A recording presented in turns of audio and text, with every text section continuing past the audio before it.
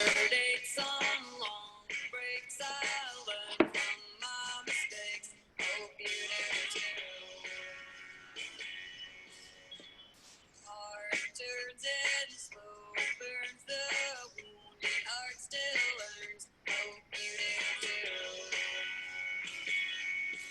I'm gonna learn me my lesson and move on. I'm gonna keep on loving till the love is gone. 'Cause I can see that something's weak and someone's wrong, and I knew it all along. Did you? Steel traps and throwbacks, I try to trace my tracks. Hope you do too. Long range and short change, I find everything strange. Hope you do too. I'm gonna learn me my lesson and move on. I'm gonna keep on loving till the love is gone. 'Cause I can see that something's weak and something's wrong, and I knew it all along. Did you?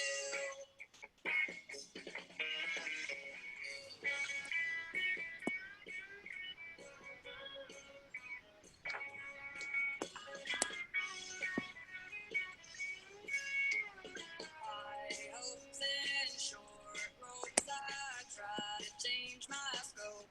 Hope you do too. Strong nights and fist fights, I'm down by the bright lights. Hope you are too. I'm gonna learn me my lesson and move on. I wanna keep on loving till the loving's gone. I'm gonna learn me my lesson and move on. I'm gonna keep on loving till the loving's gone. I'm gonna learn me my lesson and move on.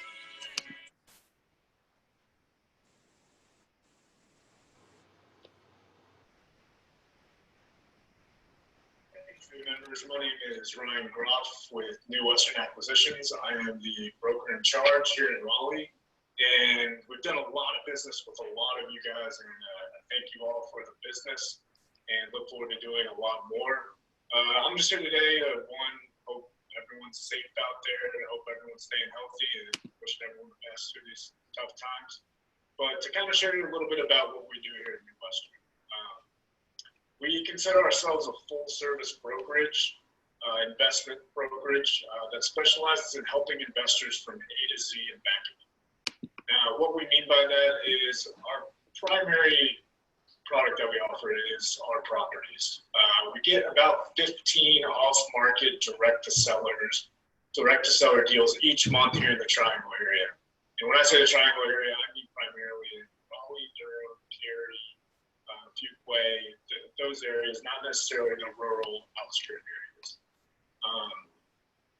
Besides that, we also have in-house financing.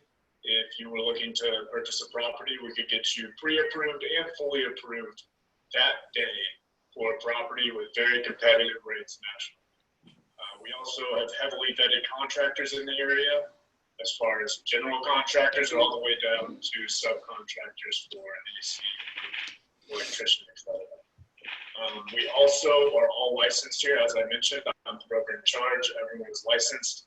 And because of that, we're able to refer you out to the best listing agents in each area, or the cheapest, or flat fee listing, or if you need a good property manager, we know a lot of good property managers in the area. So we're really looking to, make some more connections with y'all, help some more of y'all with your investing goals. And I just wanted to tell you a little bit about us. We've been around since 808, where we started in Dallas, Texas. Since then, we've expanded to about 40 offices nationwide. We've done over 18,000 investment properties, and for a little bit over 2.3 trillion in revenue. So I would look forward to doing business with y'all. Look forward to making more connections. And please feel free to contact us anytime, and an agent will be more than happy to speak with you. We are continuing to do deals right now, and there's continued opportunities out there. So I look forward to meeting more of y'all and doing more business. Thanks.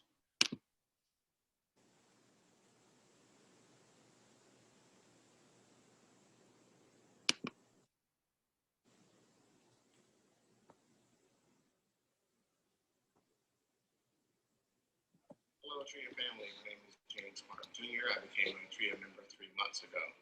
I joined TREIA to build relationships with like-minded individuals, learn about real estate investing, and become a successful and savvy real estate investor. I started an LLC with my father in 2012. Shortly after, my grandfather deeded us his house, and we bought a fourplex and renovated that. I specifically am ready to scale and buy, renovate, refinance, and repeat strategy known as BRRRR in multifamily properties.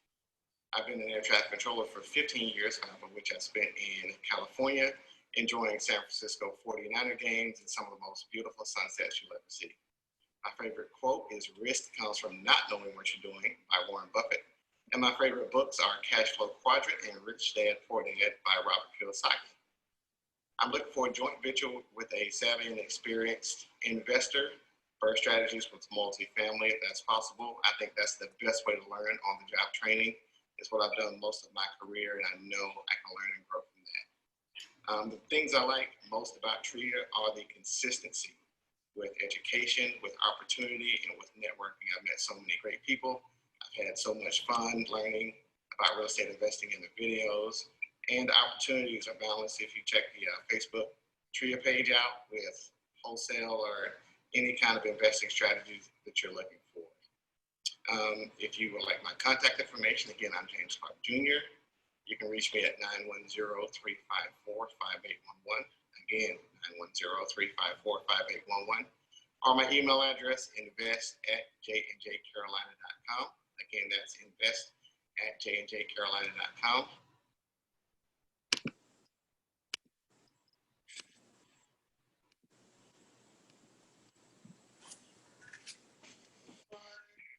Some long breaks I learn from my mistakes. Hope you do too. Hard turns and slow burns, the wounded heart still learns. Hope you do too. I'm gonna learn me my lesson and move on.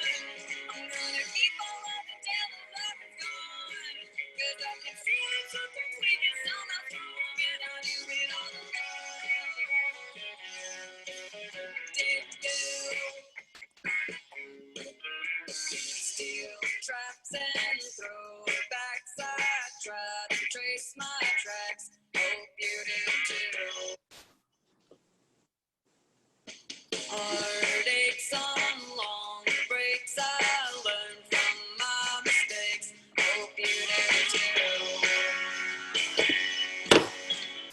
Hard turns and slow burns, the wounded heart still learns. Hope you do too. I'm gonna learn me my lesson and move on. I'm gonna keep on loving till the love is gone. 'Cause I can see that something's weak and some not strong, and I knew it all along. Did you steal traps and throwbacks? I tried to trace my tracks. Hope you do too. Long range and short change, I find everything strange. Hope you do too. I'm gonna learn me my lesson and move on. I'm gonna keep on loving till the love is gone. 'Cause I can see that something's weak and some not strong, and I knew it all along. Did you?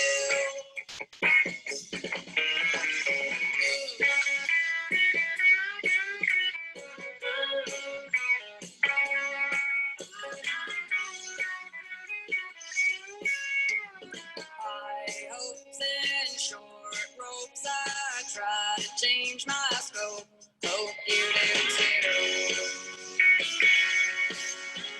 Strong nights and fist fights, I'm down by the bright lights. Hope you are too. I'm gonna learn me my lesson and move on. I wanna keep on loving till the loving's gone. I'm gonna learn me my lesson and move on. I'm gonna keep on loving. Hello, TREIA family. I love that James Clark says that in his little video, TREIA family. I think that's awesome because it's kind of what we are. You're on, and James is on tonight. So hi, James. Thanks for saying that and putting it in my mind. And like any good family during COVID, here we are online doing our online instruction, not shaking hands, not meeting in person. Hopefully we'll get back there someday soon. But in the meantime, we have some really great content for you here online. Hey, if you're a new member, stick us a little note in the chat so we can give you a welcome tonight and say thanks for being here. Otherwise, just a couple reminders. As you know, if you've been on these meetings regularly, we have a lot of really great networking going on our Facebook page. We have 2 Facebook pages, our business page, which you're welcome to like. But most importantly, go join our Triangle Real Estate Investors Association networking group on Facebook. There's a lot of great deals going on there. It's really active. There's several deals a day going back and forth. People asking for everything and offering properties for sale. It's really great. Other ways you can network. Number one, when you are here on our meetings, turn your camera on so we can get to know you. You will be very surprised how much a difference that'll make when we get live. Because if you're putting the effort in and coming to all these meetings, but no one knows who you are, we're not gonna know any of that once we do see you in person. And also do like James did. We have a few of those member spotlights that we rotate across the meetings. It was James's lucky night tonight, but make us a vendor spotlight. We'd love to hear from you. And we would love to play it. We'll play it in all our meetings. It's a really great way to let other members get to know you and to get to know other members and you know what you're looking for and all kinds of stuff like that. Let's see. I don't think that's all the announcements I have. We are accepting signups for our new, for our new pilot program. We just finished the first one. I'm trying to get Peter's slides going here. So the pilot program is we had a class, a rehab class, a hands-on rehab class. And that class actually bought a house and rehabbed it and sold it. It just sold. It just closed on August 13th. They made a profit of, it's going to sound funny when I say between $50,000 and $80,000, but it's true because the reason for that discrepancy is that they made a profit of $58,000 right now, but there's an IRS lien on the property that we bought subject to the IRS lien, and we're in the process of negotiating it down with an offer and compromise. So the closing attorney is holding the entire lien amount, but we anticipate that about half of it will be additional profit. So anyway, long story short, it was really great. It was a great experience. The class just made a video, which we'll show one of these times real soon. It's fantastic. We couldn't do that without going into the new, we couldn't do that before. We couldn't offer that to you before. As the slide said, you may have heard some things about the structure change that we had.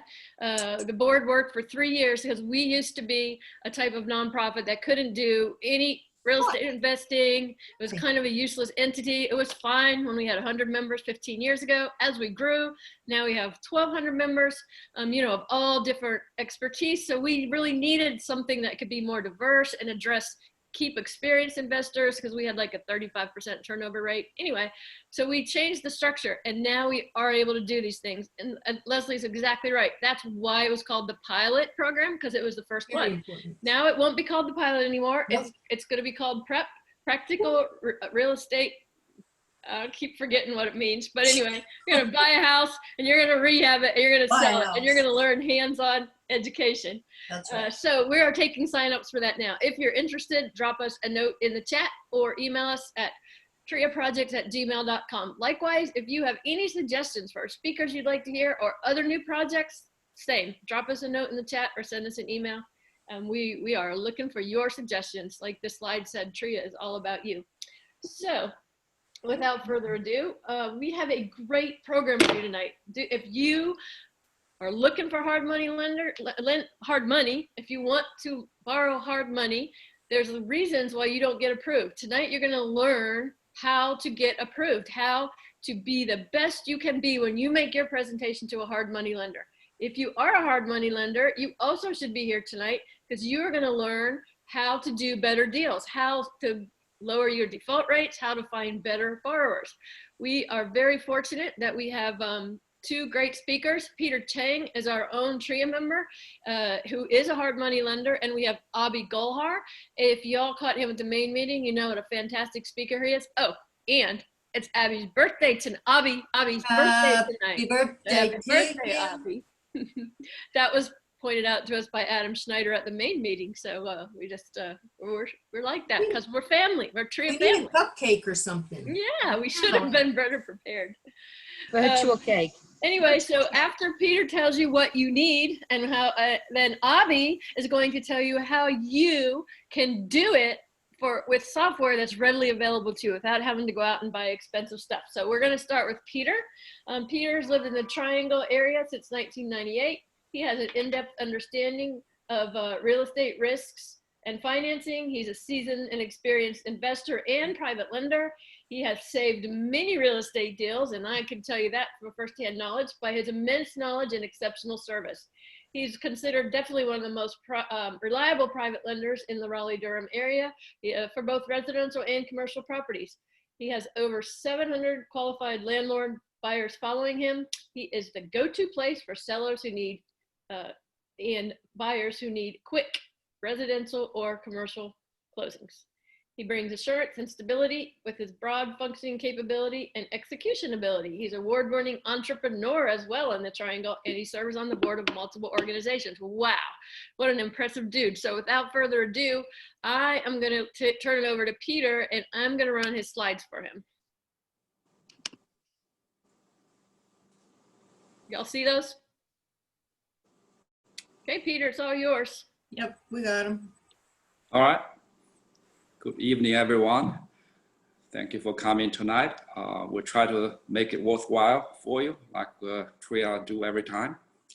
I do my best. Along the way, keep questions you have, and we might have some time for the Q&A session. So let's go to the first slide.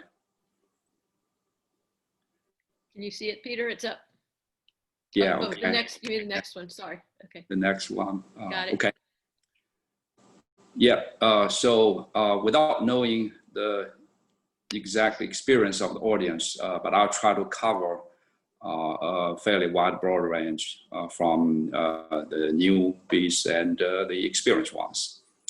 So we all know in real estate, to be successful, you basically need money and experience. So what do you do if you don't have either or only have one? So I talk about the money side today mostly.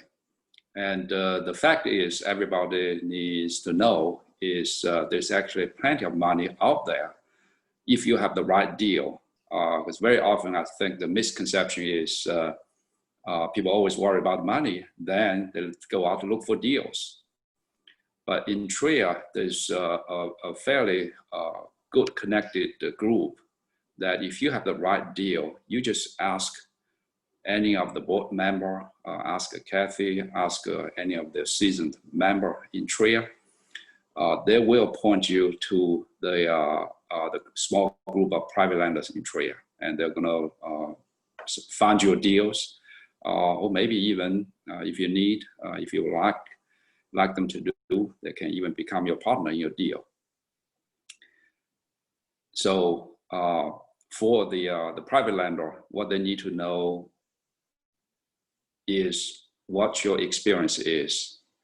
And if you don't have experience, I suppose today's audience, there probably there were some people may not have any experience. You can bring a partner into the deal, and that creates experience for that LLC that's going to borrow the money. So quickly, what is out there? I think a lot of people that they have heard different ways of getting money. So I'm going to go down the list of all the resources that you can tap into for the funding you need. And I'll talk about how costly they can be and how easy they can get. The number one choice is the HELOC, the home equity line of credit, of your home. That's the easiest one to set up and probably the lowest cost money you can find. Especially right now with the record low mortgage rate, interest rate is 30-year lowest. A lot of people are busy setting up their credit line, either with their home or their rental property portfolios. And I know a number of TREIA members are doing that. And the banks are very busy. So get in line and be patient, working with the banks. And second option is the business credit line. The community banks are very good in setting up business credit lines with their customers who has business checking account with them and has history with them on banking. So that is another option that I saw a number of TREIA members, they have set up like $50,000 to $100,000 business credit line set up. If you don't use it, it does not cost you anything. But when you need it, it's there for you. And is lower cost than the traditional hard money or private lenders money. Option 3 is your friends and family. Of course, be careful in borrowing money from them. You don't want to lose family, friends, and lose money. If you do with them, treat it like you're dealing with a stranger. Basically, handle everything in writing, do good documents, using an attorney's help to get the loan done correctly. Don't just write it on a piece of paper and write your name and be done with it. That could ruin otherwise a great relationship you have had in your life. Number 4 is for investors who have already owned properties, maybe even a number of properties, and appreciated over time. So there's equity in it. For those properties, you can set up refinancing with lenders, banks, not private lenders, but with traditional banks who can give you really low interest rate, like 3% to 3.5% in today's environment. And you can do either cash out or just set up a credit line. So cash out meaning at closing time, you're going to take the money out. Of course, you need to have a place to use it. Otherwise, it's going to cost you the 3 to 3.5% interest. But you can also set up credit line like you did. I was mentioning the business credit line and the home equity line of credit. That if you don't use it, does not cost you any money. The next one is institutional hard money lenders. We have a few that TREIA members very often to use. Lima One out of South Carolina. And I think there's other Lending Home and another few. And again, you can ask the TREIA members when you network with other TREIA members, you'll be able to find out all the names that people usually use. Number 6, of course, is private lenders. And in TREIA, again, there are actually a lot of private lenders. There are probably 5 to 7 very active, large-scale private lenders, but a bunch of smaller private lenders who can also help out on your funding need. Yeah, I hope the COVID-19 can be over very soon so we can go back to the face meeting that you're going to be able to meet a lot of those. So again, the whole idea of this slide I'm trying to convey is there are many resources of money. Money is plenty out there. You just need to get the right deal. So now how to get the money from private lender. I'm going to focus on talking about this. And if you look at the topic, how to have more money than you need. The money is plenty. There are 6 points I want to cover. Number 1 is establish relationship with your private lender before you need the money. Again, go to TREIA and other places, wherever you can establish a relationship. Number 2 is show your private lenders of your experience or your partnership's experience if you don't have enough experience on your own. it's very important for private lenders to understand your experience, because there are a lot of decisions that need to be made along the way. And if you don't have the right experience, it's likely you're going to stumble into mistakes here and there and cost you money. And number 3, this is a matter that I feel in the whole rehabbing industry that everyone probably could do a little bit better, is how you track your money. Especially when people have multiple projects, they would end up commingle funds and lost track of their profit and loss. And they won't know if they are making money or lose money until getting to the finish line, which is a risk for the borrower and for the lender. Number 4, how you control your cost along the way until exit payoff time for the lender. Rehabbers got into trouble by not controlling their cost carefully, watch their cost weekly. So I am now requiring all of the borrowers to give me a number of their daily carrying cost. That means money, interest, insurance, tax, utilities that you need to pay, that need to happen. Either you are slow, you're quick, you're making money or losing money.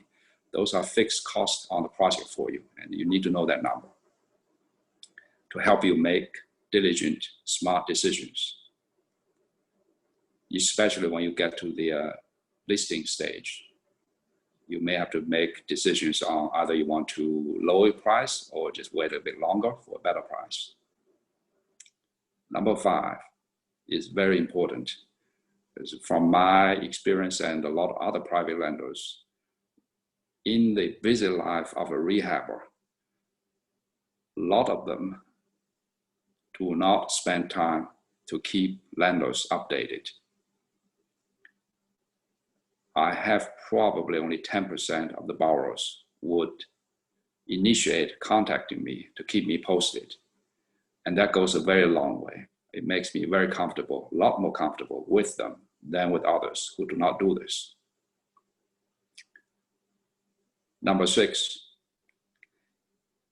is if your lender contacts you for update, get back to your lender within 48 hours. And because if you don't do it, you're going to keep your lender wondering what's happening, and they got worried about you. So next slide, this slide is going to talk about how rehabbers lose money. The ways I have seen rehabbers losing money, I try to summarize them in 6 points. Number 1 is pay too much with the wrong comp information. In real estate, we always say you make money when you buy it. So make sure you buy it at the right price. Number 2, during rehabbing stage, have the right contract to protect your expense on the renovation. Very often it happened is the rehabbers are afraid of getting someone to do the job for them and don't have a tight contract to manage the GC or the subs on the cost.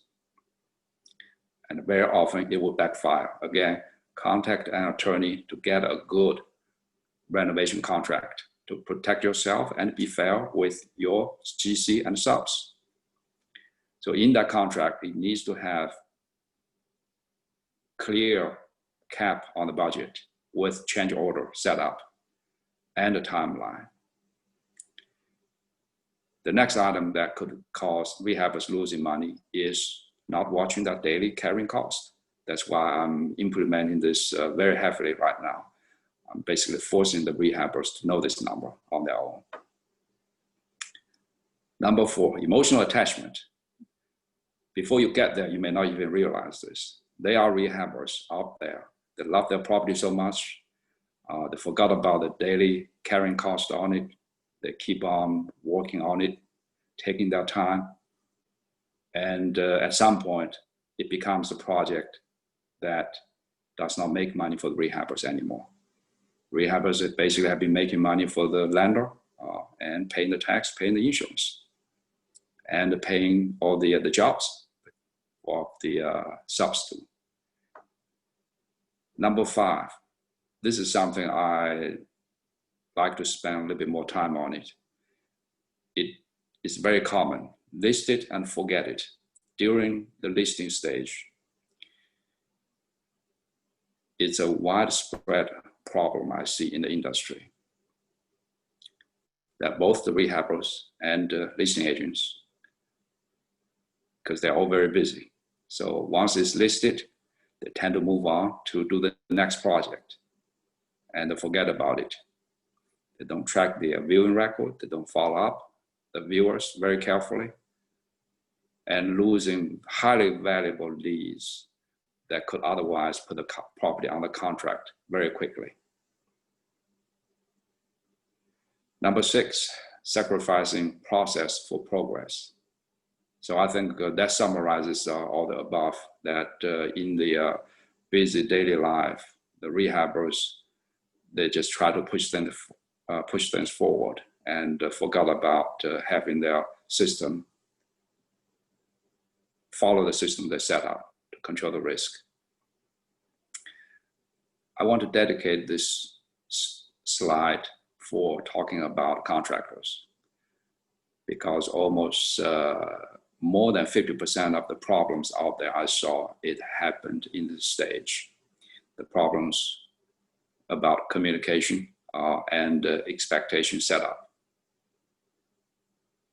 So those who have done rehabs know how hard it is to get a contractor to work on your property for you and show up on time.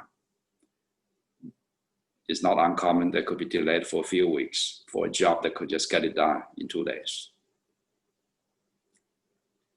So the contractors has a different set of challenge they have to deal with. Is they have to start a new project to receive funds so they can finish a prior project, because the principal, the rehabbers, and the lenders typically pay for performance. They don't want to prepay. And the contracts will try to get your project, get some deposit money, and use that for another project. And that goes to the risk of commingling funds. Another challenge that GC, the renovation industry, has is they lose track on their business operation or profit and turn that into a vicious cycle. So it becomes very important for GCs to understand scheduling every day, every week, so they do not drag a project that can be done in 2 months into 5 months, which is not uncommon in the industry. So those rehabbers who can manage this right, they can enhance their success rate dramatically.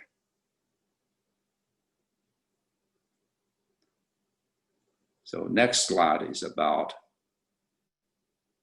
how not to lose money as a rehabber. So as a rehabber, if you don't want to lose money, there are ways to do it. You just need to know how to do it. Step 1 is risk analysis. Before you start a project, get a very good deal analyzer done, so you know where you will be, and that would be a good file to share with the private lender and make the lender comfortable to approve your loan quickly. The other aspect about rehabber making money or losing money is managing the renovation side. And I found it's critical that rehabbers have weekly, if not every few days, have project status reports from the GC or their contractors and know where you are. So you can coordinate different trades and try to finish the property as quick as possible. The whole idea of rehabbing is to get a property, get the money, and get the renovation done as quick as possible. and make a profit. If the renovation takes too long, that means the daily interest, daily carrying cost would eat up a lot of your profit, which you should not let that happen. The next item is what I just mentioned, listing stage. It's very important for the rehabber to review with the listing agent, set up a routine, same time every week, so it becomes a routine that you'll not forget, and review with your listing agent every time whenever there's a viewing appointment. It happens so often the listing agent try to follow up with the buyer agent of a lead, but because the principal did not have a conversation with the listing agent could only follow up so much with what the listing agent knows. So I'm a big fan of close communication during the listing stage, because that's the time you have done all the hard work. And listing stage is actually the easiest part, but most important part for you to realize your profit. If a listing is on the market for over a month, you should be very concerned, and you should start looking very carefully if you need to do anything to exit the property aggressively. I saw that again very often, that rehabbers try their luck continuously after a month, 2 months, 3 months, continue listing and not getting a contract. So lastly is rehabbers, if you don't understand cash flow needs, you could get into a bind like your GC, that you won't have money to finish what you need, and you run out of money, and your lender got concerned about what you do, then your project gets delayed. So this slide I want to talk about for the private lender, how not to lose your money. It shares some of the idea of the last slides, but I want to talk about this from the perspective of a private lender. So before you approve the rehabber for a loan, ask for very detailed deal analysis with daily carrying cost. As I mentioned before, you want the borrower to know what's their daily cost, so they have a sense of urgency to finish that without delay and make that a happy, profitable project. And as a private lender, you want to review the reputation of the GC and listing agent. I did not do much on this before, but later on I realized how important this is, because the GC and listing agent, they could make it or fail it for you. You rely on them to be successful. And an experienced private lender could help you to review the GC or listing agent. If your meeting ends up not satisfying with the GC or listing agent you picked, the private lender most likely could refer a reputable GC and listing agent for you. And for private lender, we, especially for the local ones, in TREIA especially, we have the very active private lenders. We try to provide proven resources to our borrowers to help them to be successful. Institutional hard money lenders don't and cannot do this, because usually they are away, they're not local. They sit in the office doing their job. That's the typical setup. And the next one is, as a private lender, you want to make sure your borrowers do not commingle funds of different projects. Certain projects, if I sense a risk of this happening, I would require the borrowers to let me pay the GC or the subs even directly. So I have control of this problem, not to let that ruin the deal. The next lesson that I learned from a lot of projects is, for private lenders, try to conduct a site visit frequently, because it happens, the rehabbers don't even have time to visit the job site. And they've been relying on what the GC taught them, which sometimes may not paint the whole picture. And I'm touching on the listening again, the next item.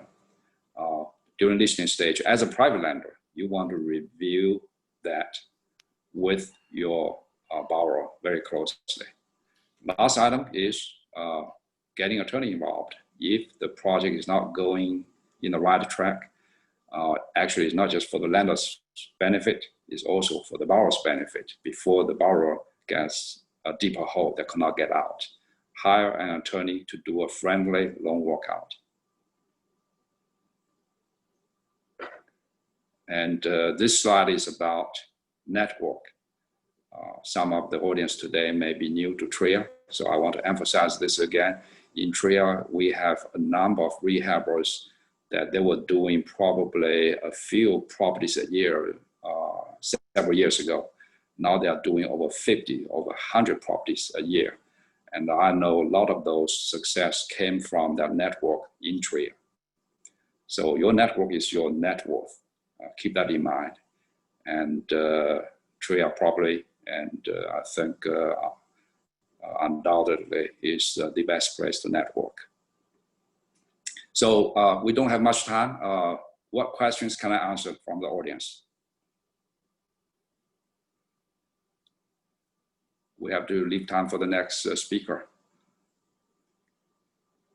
Kathy, I think you're muted.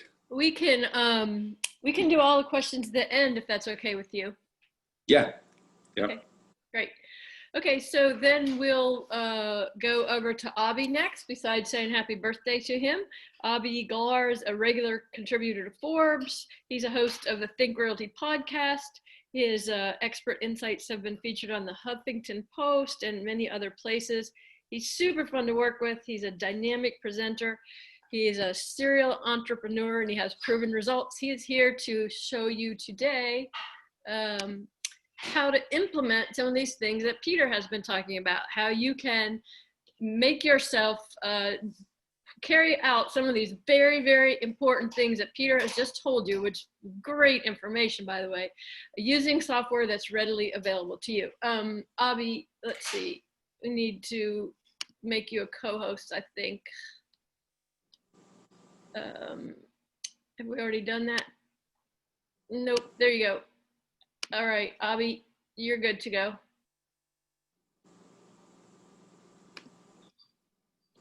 There we go. Awesome. I tried unmuting myself. I'm like, oh, crap. I can't unmute myself. Sorry, I was already on the screen slideshow when you came on, so I didn't make you a co-host. All good. Don't even worry about it.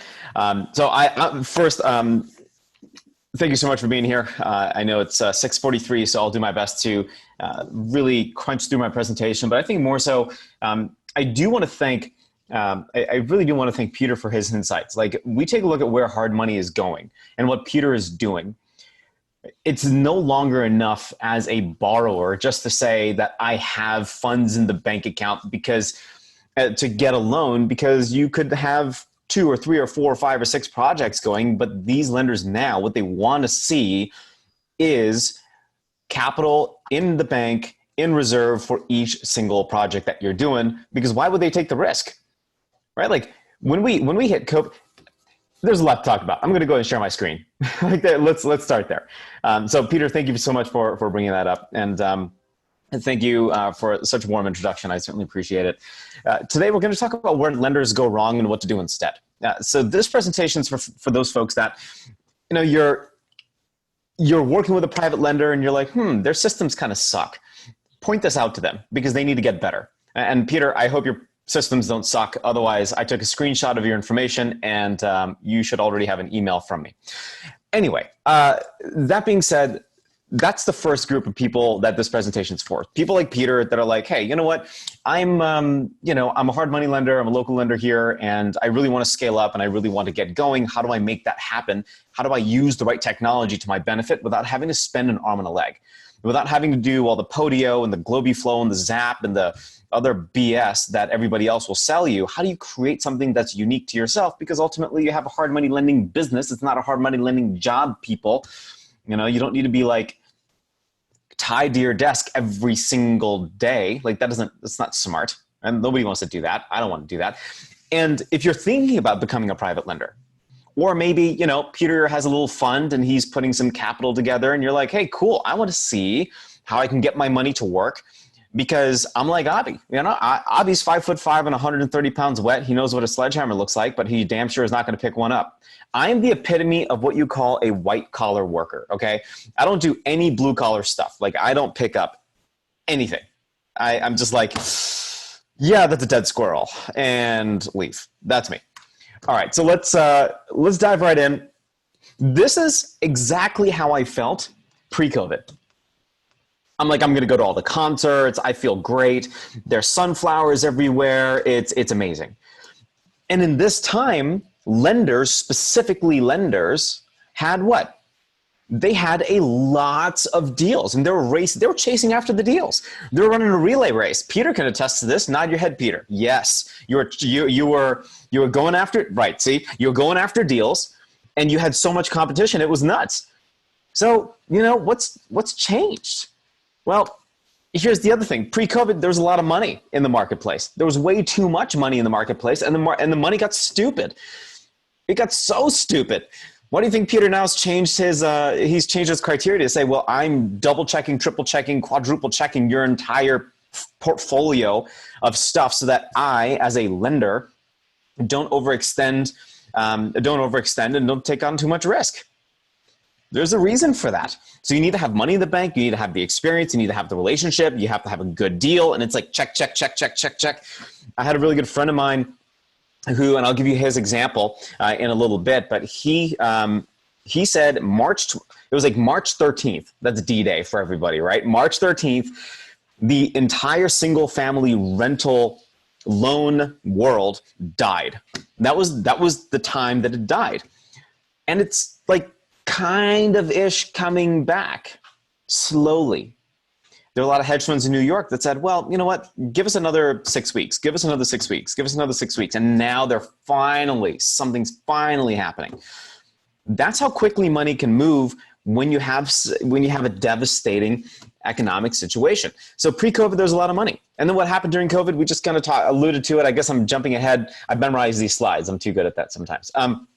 So what happened? Money went away. You have people like Peter. They're like, hey, you know what? I need to get more strict. I need to get stricter on my criteria because I can't lend out money willy-nilly. Not that you were, Peter. You seem like a very diligent guy based on your PowerPoint presentation. So I appreciate that about you. But you're not like a I don't know. I'm not going to name any names. I shouldn't name any names just for my own sake. But you're not like a lot of these lenders that will just say, yeah, of course, I'm going to go up to 85% of cost, 90% of cost. I'm going to do 100% financing.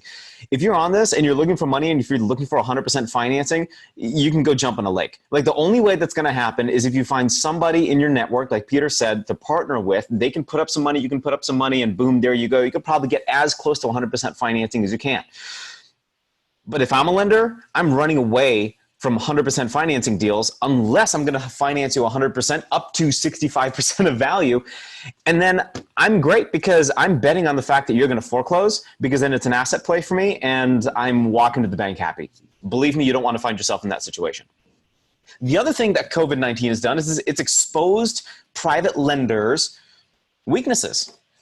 Like this guy, right? Like kind of like me right now. I haven't worked out in like 6 weeks. My entire muscles have like atrophied. And my biceps are no longer like bulging out to where they're supposed to. I look like this guy. But what does that really mean? How have lenders been exposed, I wonder? Well, one, their UX for borrowers to go through a lending application, it is like pulling teeth, being on customer service with Dell for 45 minutes, talking to a guy like me with a really heavy accent, and I call myself David. Like, there's something wrong with that. The same thing happens with, Katie's like, yeah. Kathy's like, yeah, I've been there. I've done that. You stupid Dell people. So here's the thing with UX, the same thing happens, right? If I'm on Peter's website and it's old, it's clunky, and it's built on, I don't know, homesite.askjeeves.com domain, then it's not really up to speed. UX matters, especially for somebody like Peter, or if you're thinking about becoming a private lender. Site speed matters, ranking matters, the user experience matters. The same thing with the user interface. Are you as a lender going to give your borrowers a way to log in, to see the status of their loan application, to interact with you so that you, Peter, or any other hard money lender that's currently lending right now, that you have a better experience for your borrowers, but you can also not have to send a bunch of emails every single day. Wouldn't that be nice? All right, like I see this, hold on, I'm going to call on somebody. I can't, okay, I guess I can't see names. Tendai, I guess he or she's paying attention. Like that would be cool if you had a loan application and you got a text message with a status update on your loan application and anything else, any kind of updates like, hey, we need another bank account. We need another bank statement from you. That kind of stuff would be kind of cool, right? I think so. Lending Home's doing that. Sunday's doing that. All the major players are doing that. Why aren't local hard money lenders doing that? No, beats me. The user journey also is really important. I can't be distracted with having 15 different buttons to click on, and I don't care about your story. Who cares? I care about getting my loan. Talk to me about that. Give me testimonials as a borrower so I have more faith in you as a lender. And then also show me at the end of the day that you actually care about my success as a real estate investor, not just somebody that's going to loan me money and then, hound me every single day, charging me 4 points and 15%, because now we can do that again.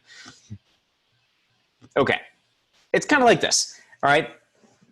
As a lender, as a wholesaler, and this applies, I don't care if you're a real estate agent, you're a broker, you're a lender, you're a wholesaler, you're a flipper, you're a buy and hold. Not having a custom workflow, not having a custom process for your business is like wearing an oversized blazer from a guy's perspective on your first date with somebody. It's just not a good look. It's like, go get that tailored, please. Or like at least go to Zara and get something for like $49 when it's on sale so it looks good. So you can take a look at software as a service. I think this is a really good option for lenders. Take a look at a platform called Be in Touch. If you really want to save some money and if you don't want to build anything custom, Be in Touch is a fantastic solution. But at the end of the day, if you eventually want to sell to a capital markets major players that have no problem aggregating $150 million and funding people like Peter, but I think Peter has his own capital, but let's say Peter was just a broker, going to the capital markets and saying, hey, not only do I have borrowers because I've established trust with my borrowers, but I also have a proprietary tech system that I'm using. You might be able to get away with Salesforce because it's kind of enterprise, but building something that's unique, I think that matters and it goes a long way. What if you had a dashboard?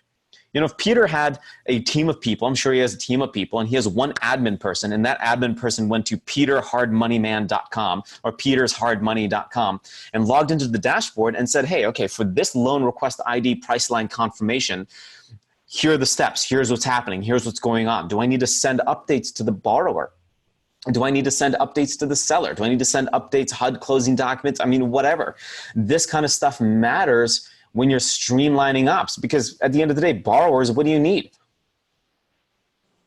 Go ahead. There you have the need for speed. And that's important, especially right now, right? I think that's critical. You can take payments online, and you can also get all of this information from your borrowers. You can take a look at their loan situation, what they currently own, their overall budget, what are they spending money on? And I think what Peter said was absolutely right. And I would demand that of my borrowers also. Now during COVID, right? What are you spending money on? I need to see a complete full breakdown over the last couple of deals over the last couple of months to make sure that you're liquid enough to pay the debt service. And I think that's really important. So again, if you are creating as a hard money lender, again, you're a hard money lender, you're thinking about giving your money to a hard money lender to invest, or you want to become your own lender, understand that you are up against a big challenge. The big challenge is Google ads, Facebook ads. I don't think you're late to the party necessarily, because it's going to be up to you to build a relationship with somebody. But getting into this game can be difficult unless you deploy a couple of cool things. Artificial intelligence and robo-advisors, for example, are phenomenal. One of my really good friends here in Atlanta, I'm not going to say his name, I don't want to embarrass him. And I started working with him in just I was going to say do that. I've started working with him since 2007. I've known him for such a long time. He's a really good friend of mine. And just like maybe over the last year or two, he's been doing really well for himself as a hard money lender in Atlanta. He was doing about $3 to $4 million a month in origination. Okay, in origination, and most hard money lenders know you get a little bit of the yield spread plus the points on the front. So he does pretty well. You know, you can do some easy math and figure out how much he would generally make every month. But he wanted to scale his business. The problem was he had a team that hated him. He hated himself. His computer hated him. And he was he'd put on like 50 pounds, like 40 or 50 pounds, like, I don't know, in like 4 months, right? Like he was just like, I need all the Cheetos. And this was pre-COVID, but I really think it was because he was sitting at his computer at his desk all day making phone calls, and he didn't have a streamlined system. And so here's what we did. We're building custom tech for him specifically to use that have workflows and processes that are specifically designed for him. He's already seeing the benefit of that, and he's on his way to track to, we just talked the other day, 12 to 13 million a month in origination, which I think is pretty phenomenal given the quick turnaround time during the COVID, now I think twin-demic era that we're about to come into in September and October, because now everybody else has the flu. Now you don't even know. So AI and robo-advisors, I think, would be a really nice addition to any lender's online platform, right? That's kind of what we demand as consumers anyway. I don't want to wait. Like, I get annoyed when Amazon takes 2 days to ship, even though I paid for 2 days shipping. I want shipping today. I want it now. Where's Amazon now? Right? Like, I want Amazon. I want the tennis balls that I ordered 5 minutes from now. Like, how do I make that happen as a hard money lender? And I think a little robo-advisor, a little chatbot toward the lower right-hand side, pay somebody $500 a month to do that. I think it's fantastic. So, chatbot, you can easily deploy something like this with a tool called ManyChat.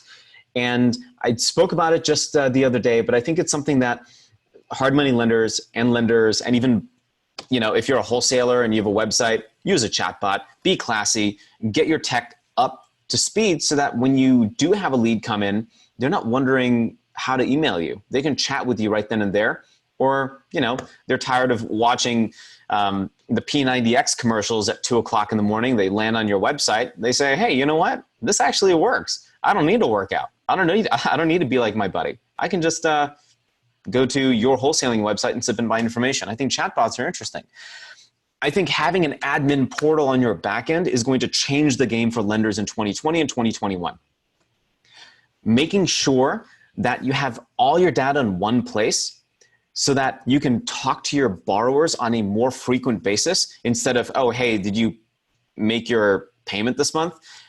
And really building that relationship, becoming that trusted advisor for them is going to be really important. That's how you increase your overall customer lifetime value, your CLTV, and that's also how you increase customer loyalty and advocacy.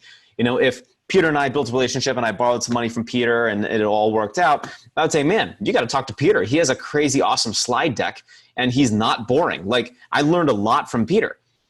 And so that now turns into additional referrals. It all starts with using the right tech.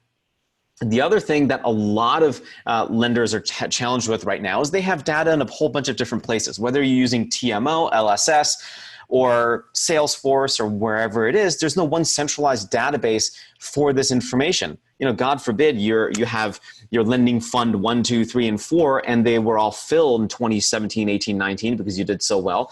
You need to put all this information somewhere. So consider consolidating it. Consider creating a dashboard where you could really make some unique decisions, and also at the end of the day, create custom reports that you won't be able to get anywhere else. So there are two things that I think are really important for lenders, and this part of the presentation here applies for any real estate professional. You have a growth lever and an efficiency lever. There are a lot of business leaders out there that say, okay, well, if you're focused on growth, you can't be focused on efficiency. If you're focused on efficiency, you can't be focused on growth. Au contraire, I disagree, good Sam. I think the problem is we just don't have the right people on our team to be focused on growth and efficiency. Because what happens is when you focus on growth, on building your business, you're focusing on efficiency makes things cost less, makes the irregularities, inefficiencies in your business go down. So what happens is you have this widening yield spread. You have this widening profit margin, I guess. So consider adding somebody to your team that is either growth oriented or operations oriented. And I have a startup in Atlanta called NP Hub. And the moment that my co-founder and I came together and we took independent roles and said, okay, I'm going to be focused, me, Abhi, I'm focused on efficiency. He's focused on growth. We can start to widen that gap and really create more opportunities for ourselves. This can also happen in the wholesaling world, right? If you're the CEO of your own wholesaling outfit, well, you need to have somebody run operations, and don't just buy into this Zoho, Globy, Flow, Podio crap. Like, go find some seriously good workflows. And you can do that using one tool that's called Active Campaign for $29 a month. Focus on growth and efficiency, and I think it's going to change your business. So if you did all these things, let's say you did all these things at the end of the day, what's going to happen? You're going to learn a lot from it as a real estate professional. You can personalize an experience for your borrowers because you focused on user interface, user experience, and the user journey, and you can actually deliver some pretty awesome results for them. And they'll want to come back to you because you're a lender or you're a real estate professional that lives in 2021. Because, screw 2020. We already have to deal with murder hornets, right? Like murder hornets, meth alligators. You guys have heard of meth alligators, right? Like, it's ridiculous. What good US citizen flushes medications down the toilet so that alligators can chomp on them and then get aggressive? I don't understand that. Like, you know what? Forget I brought that up. There's way too many other things that are important. So if we focus on these things, we can learn more, personalize, and actually deliver some pretty serious results. Getting mobile friendly also matters. I don't care who you are. That's what Facebook was built to make sure that it was mobile. Everybody uses their phone every single day, right? All the time, every day. I'm like doing this and I'm getting I had to go to the chiropractor and she yelled at me because she's like, you're in front of your computer doing this. And I'm like, yeah, I know, I'm a T-Rex. So if you're not mobile friendly, if your website's not mobile friendly, you suck. Here's the other thing. As somebody that is a wholesaler, a flipper, a lender, you can auto-populate information that's already part of your database into documents and have people auto-sign those on their phone. My really good friend, Brandon, he and I own Cash Sale Quick Close together. We're a pretty large wholesaling outfit in Atlanta. We don't print anything anymore. We don't even touch a contract. We click one button, the entire contract is filled out, and it's automatically sent to the seller's cell phone. They click on a button and they can sign the contract on their phone, and we're done. That's a pretty sweet thing. If you're a lender, pay attention to that. That will change the game. That can change the game. Use Twilio. We use Twilio as our outbound text messaging provider. Use this, figure out a way to integrate Twilio into your overall workflow. And I think it's going to really, again, change the game. We send a lot of text messages out. My Twilio bill is less than $50 a month. And if you can't find $50 a month, then I don't know, you go do something that Gary Vaynerchuk says, right? Like go garage sale shopping and sell that stuff on eBay, or just don't spend as much on Starbucks. Feel me?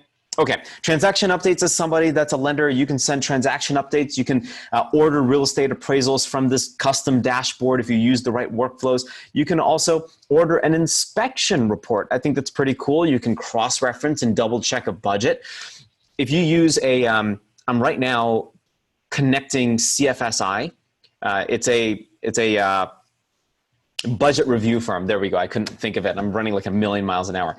CFSI is a budget review firm, and you can connect directly to their service. And if you're a lender, your borrower will submit their budget online, say using your platform, and CFSI will tell you if that budget is right or not. Like mind blown, right? And if you did that, guess how much time you're now not wasting reviewing budgets? You would have to like do a glance over. I'm not saying that you shouldn't be reviewing them. I'm saying let somebody else and let the tech do all the hard work for you.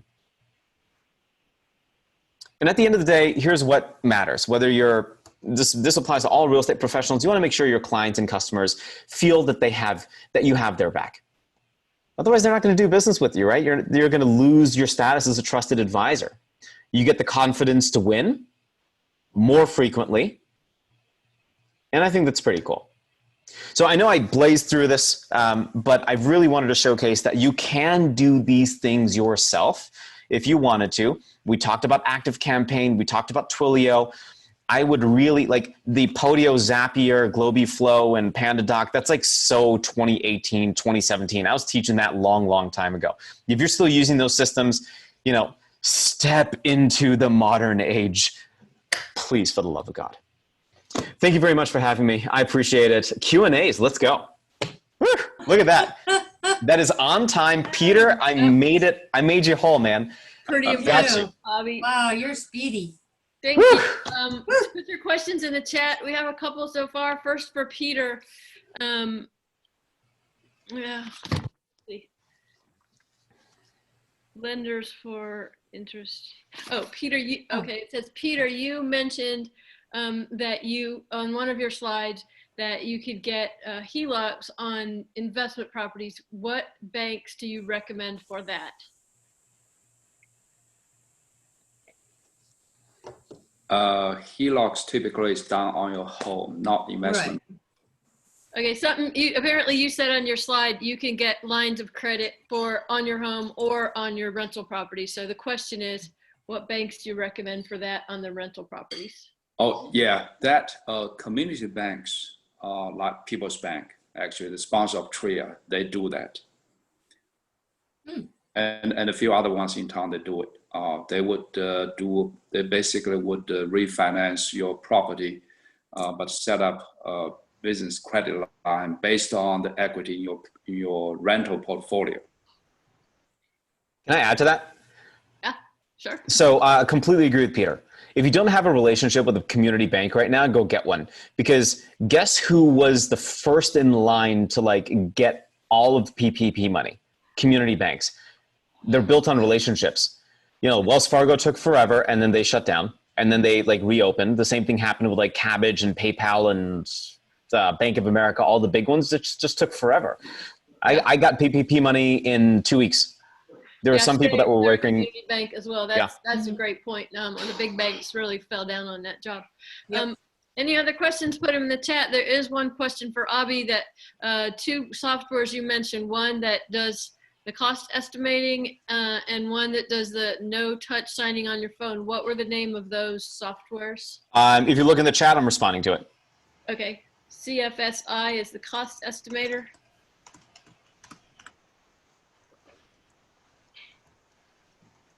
Boom. Or hello sign. PandaDoc, no touch signatures. Great. Yep. Or hello sign. And, any other questions? Anybody for Peter or Abhi? Yeah, you guys are There good, was something good. there was something I wanted to just add, and it was going along with what Peter had said. And this really is speaking to all especially the newer TREIA members, and most especially when we get into in-person networking.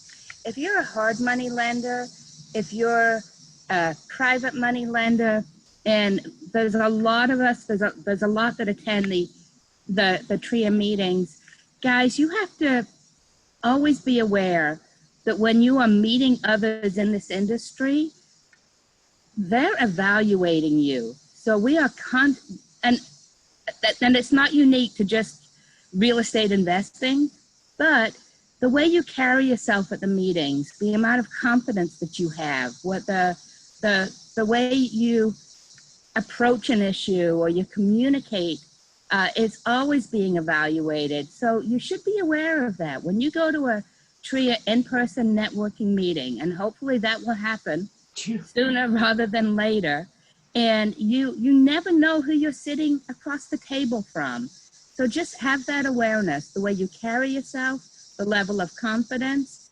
If you're experiencing an issue with something that's going on and you're extremely emotional about it and you don't have, people file that away. I know I do. I'm always, and it's not that if somebody has an issue or you come across a challenge, you should be able to ask for help.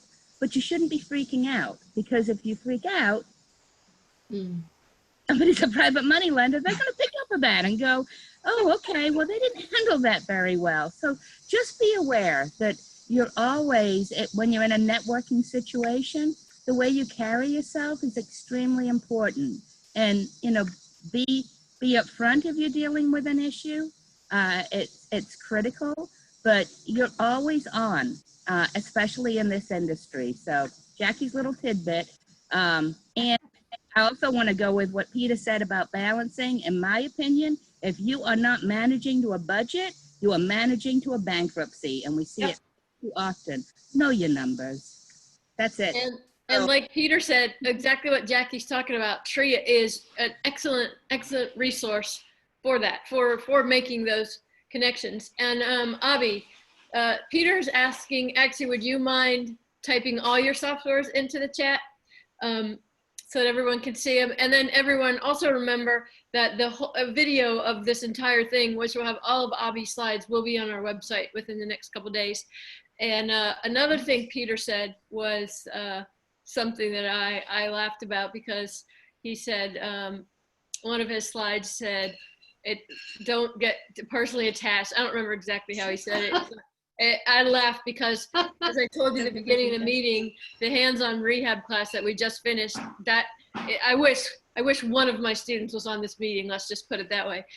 We had actually someone turn in time who claims that he spent the equivalent of 40-hour work weeks on that rehab, and the rest of the class was like, "Oh, we would never make money that way." So, yeah, it's not your property. Don't get overly emotionally involved with it. The goal is to Sell it, flip it, get in, get out, and make money, and not make it your dream home. All right, Abhi has put all his softwares in there. If any other questions, if not, we'll wrap up. Jackie, Leslie, anything y'all want to talk about? No, excellent presentations. You guys, yeah, if you missed a few things, just go back over the recording. You'll get the information there. Hopefully we can maybe talk Abhi into coming back and expounding more on his weird and wonderful ways. Yeah, and we sure appreciate you spending your birthday with us, man. That's I know. I wish I had a cupcake or a virtual cake or something. Happy birthday. Thank you so much. Thanks for spending it with us. No, of course. No, it's my pleasure. The only way that I was able to get away with it is because, like, the moment that we got into our hotel in Asheville, so we're in Asheville for the weekend, my wife and I, and the only way that I could do this was I like conned her into saying, hey, we're going to go to Asheville. It's going to be great. Wine tasting, beers, all this weekend. But I have this to do. And just an hour. Honey. Just an hour. Right. So I'm like, all right, cool. I've got till 7:30. I'm going to breeze through this presentation, answer some questions. It's going to be great. But, you know, I only got 3 questions. I was really expecting some more questions. I mean, come on. We got some quiet folks tonight. That's that just, I guess, means they're absorbing. They're trying to absorb. Or they're like just that like awed by my strikingly good looks. I'm pretty sure that's what it is. Give me that too. Sure. Thank you again, Abhi. Peter, thank you so much. Your presentation was fantastic. I have people asking for the slides. So again, remember to see them, go to the calendar, click on this meeting. Even though it's X'd out, you can still click on it, scroll down, and you can see the video. Thank you guys so much. That was fantastic information. Hope you all have a great evening, everyone. Everybody stay safe. All right. Thank you. Thanks.